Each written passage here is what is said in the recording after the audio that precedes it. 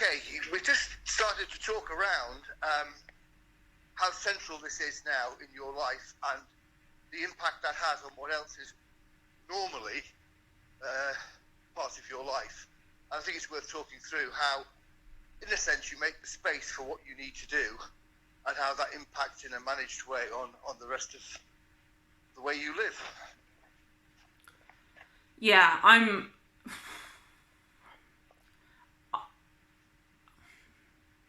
apparently lost for words. I'm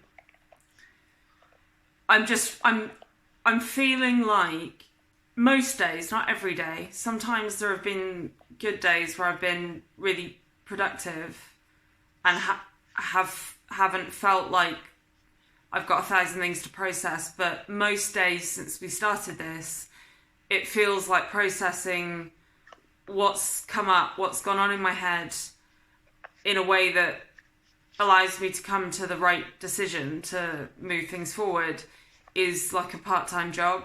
Like it's taking up...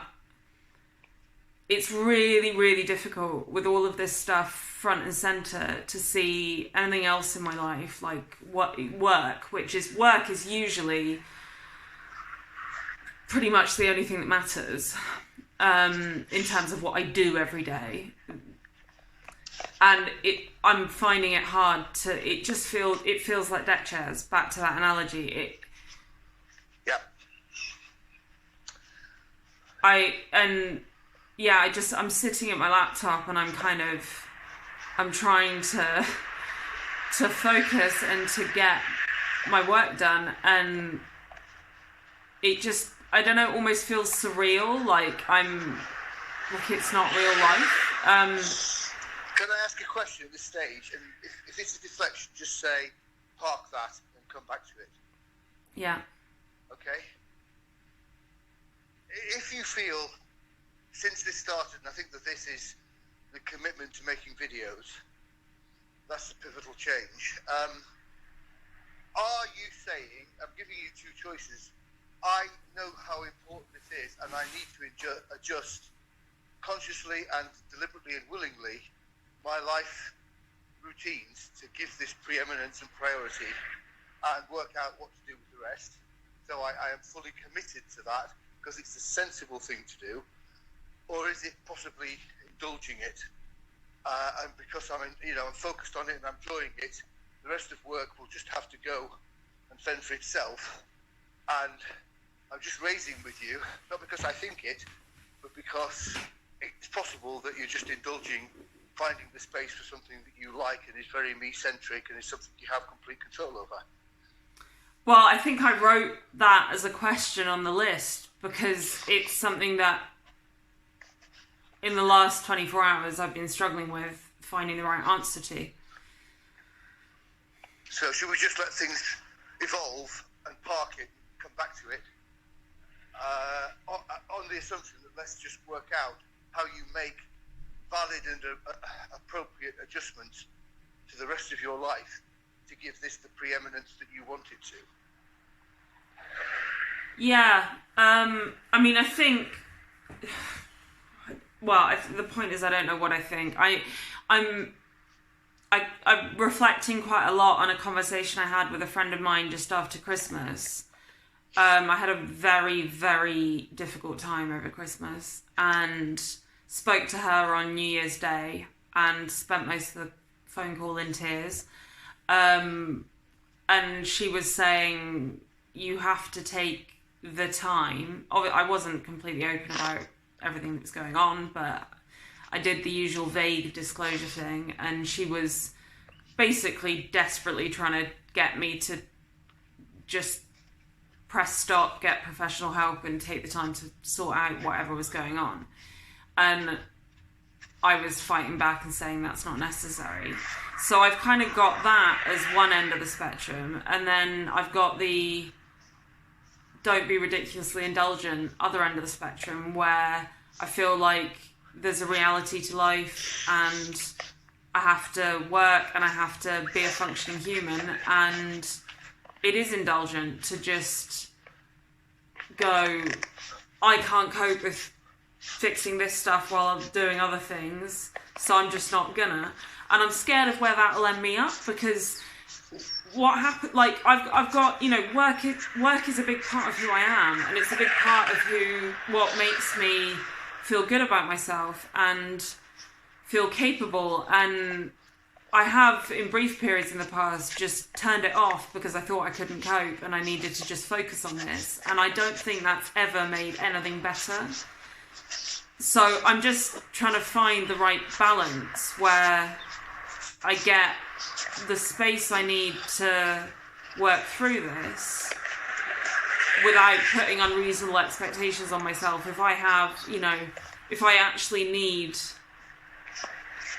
some space mentally and whatever else and time-wise to make the most of this and to make my recovery happen as quickly as I can, then I want to have that. But I don't want to give up the other positive things in life that make me feel good about myself to make that happen. And I don't want to pause my life to make that happen, because there are things in my life, work things, that are exciting and that aren't really pausable. And I think the fact that defining them as unpausable, I think, is bullshit, because they are pausable technically, and anyone looking from the outside would see them as pausable. But I think there's and I'm wondering whether it's me rationalising and finding excuses, saying I can't stop work, because actually the truth is the position I'm in work-wise is probably more pausable and more stoppable than the work position most people with eating disorders that need help are in. So if I can't hit pause knowing that I have the resources and I have the ability to do that, then how the hell can other people that don't really have the resources do the same? It's a back and forth. It's the ping pong ball in my head going back and forth again, and I don't know what the right thing to do is. But I think what I want is a middle ground. I want to find the perfect middle ground where I get the best of both worlds. Can I ask a question? Yeah. Suppose you establish a connection to, let's say, the woman on the TED Talk, and she becomes your once a fortnight expert. Yeah. And two questions. One, would you run through what you've just done now with her about the two extremes of just go and get help and fix it, or is it just being indulgent and whatever? Yeah. Would you put that to somebody like her, and would you be looking for her to tell you the answer? Yeah, that feels brilliant. I'd love someone to just tell me someone that officially knows exactly what they're talking about to just tell me what the right thing to do is. Okay.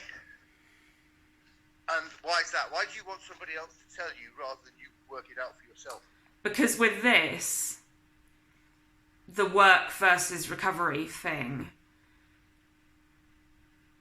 I think if I'm the one that says I have to pause work to recover, then I'm always going to have is that just me being indulgent thing in my head. Whereas if someone who's an expert tells me it's what's necessary, then I'm doing what I'm told, and that's not indulgent. But it gets you off the hook of making the decision. It gets me off the hook. It's a decision that I think I'm okay with either alternative, because I don't want to stop work and give up that part of my life. I'm just struggling to see it as a priority at the moment. But that might just be because this is so new and there's so much to process right now in this moment. But even next week, there might not be as much. So I don't have a desperate drive to give it all up. So I'd be okay. I think I'm okay with outsourcing the decision because I don't know which one is right, and I'm okay with both outcomes. So it's like a win-win. Okay, so if I were to say to you now, well, I've heard what you said. Yeah. You should definitely do X. Would that be different rather than it be coming from somebody who is A, an expert, and B, been through it themselves. Yeah, it would be. So you need a credible decision maker. Yeah, I don't want to call you non-credible. Come You're on, credible in lots of ways, but you know I think... what I'm doing, don't you? I'm actually making it clear by encouraging you to process why you would say yes. And I'm not trying to get you to say, oh no, Arnie, you can say it and I believe you. I know that's not the truth, which is why I've gone down this line. Yeah. I think what I'm trying to get you to